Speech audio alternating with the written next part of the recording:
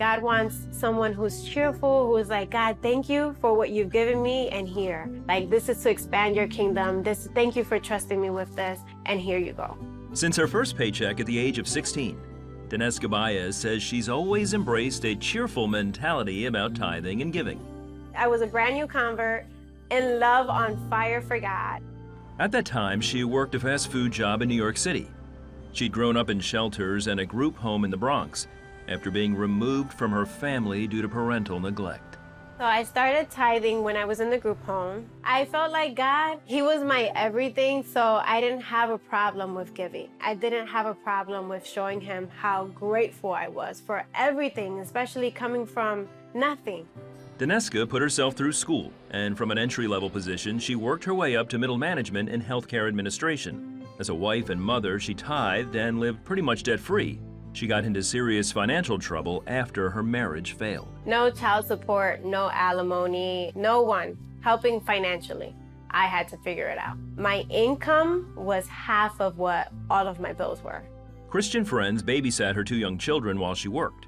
That cut daycare costs, but she quickly fell into deeper debt when hit with emergency expenses like costly car repairs and a hospital stay. And there were times I wouldn't even want to get out of bed. How am I going to keep doing this over and over and over? One month, she was maxed out of credit with zero cash and no food. I got on my knees that morning and I said, God, I do not have food for the kids. I don't know what I'm going to do, but I need you. That morning, she arrived at work to find a coworker had left a basket of food on her desk.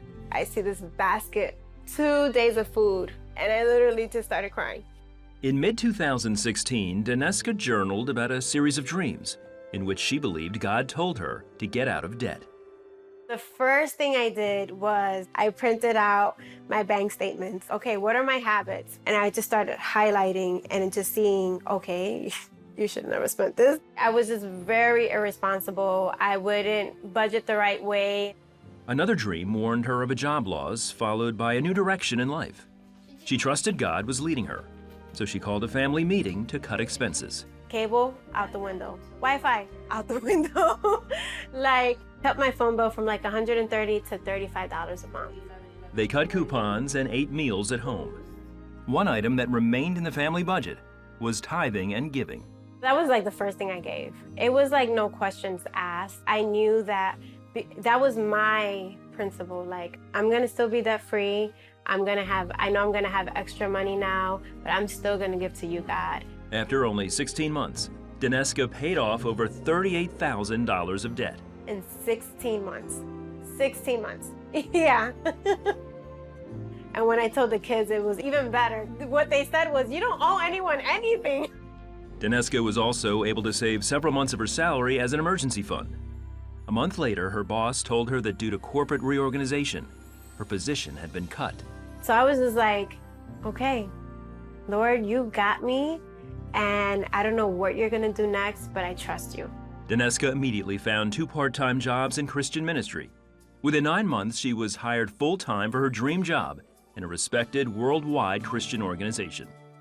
I believe that it was His faithfulness tied with my obedience, with the tithing and the giving. I think His word is full of principles, like Malachi 3:10, where basically summarizing it, it says, bring your tithes to me, and won't you see that I will bless your money? I will not only bless it, but I will protect your finances. And all He's telling you is, trust me in this. Trust me in the little bit of everything that I've given you. And just watch Him see great things with it. I really believe it.